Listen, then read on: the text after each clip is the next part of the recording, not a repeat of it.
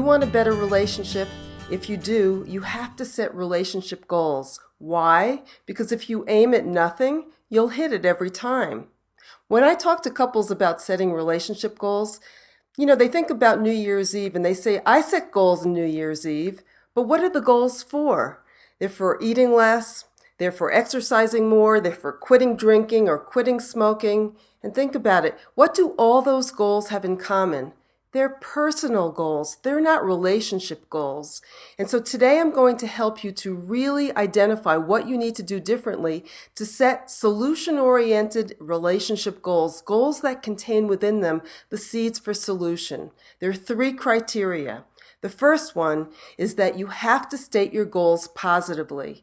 People generally don't do that. When I ask couples in my practice, what are you hoping to change about your relationship? What do you want to improve?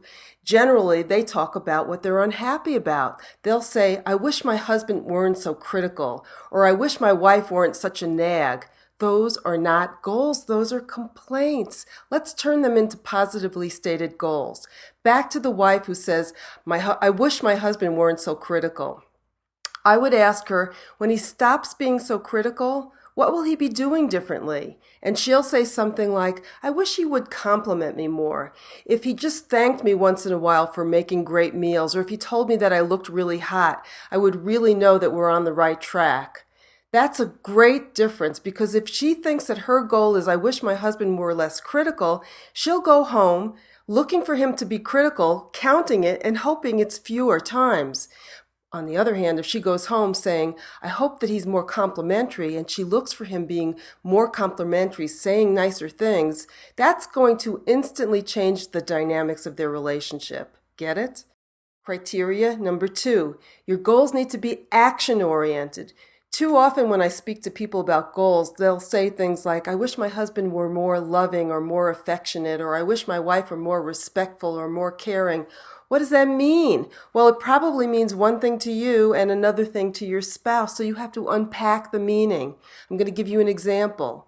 When I ask women, what is it that you'd like to change about your relationship, they often say things like, I wish my husband were a better communicator. So I ask her, what will he be doing differently when he is a better communicator? She'll say things like, I'd love it if he'd make eye contact with me, because too often he's watching television when we're having a conversation. Or I'd love it if he'd make a comment after I'm talking about something, because he has that glazed over look in his eye. If he makes a comment or asks a question, then I know he's really listening. Or when I come home from work, my husband would ask me, how was your day? What are you thinking about? How are you feeling? Then I know that he's interested in who I am and he really wants to talk to me. So remember, action-oriented goals will get you where you need to be. Criteria number 3.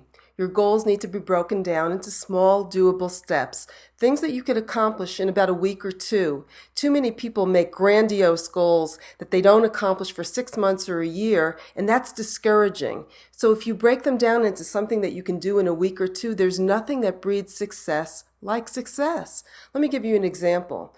I was working with a woman who discovered that her husband was unfaithful, and she wanted to stay married. And when I asked about her goal, she said she wanted to have complete faith and trust in her husband again.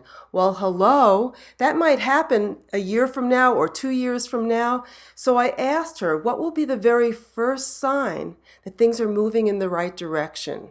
And she told me that they weren't even talking to each other. So the first sign would be that they would sit down and begin to discuss what happened. Even if the conversation didn't go very well and there were hurt feelings, she'd be able to tell that they're moving in the right direction because they're communicating again. So make sure that your goals are broken down into small, doable steps. So here's a quick review. Criteria number 1, your goals need to be positively stated. Number 2, they need to be action-oriented. Number 3, break them down into small, doable steps. Hopefully, I've given you enough information to really get you started, but if you're sitting there thinking to yourself, I need some more help, don't hesitate to call a divorce-busting coach. My coaches are fantastic.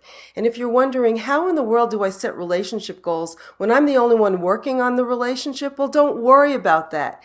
95% of the people who call a divorce-busting coach have spouses that are halfway out the door. So make a call, get your relationship on track, have a vision of where you want to go, and we can help you get there.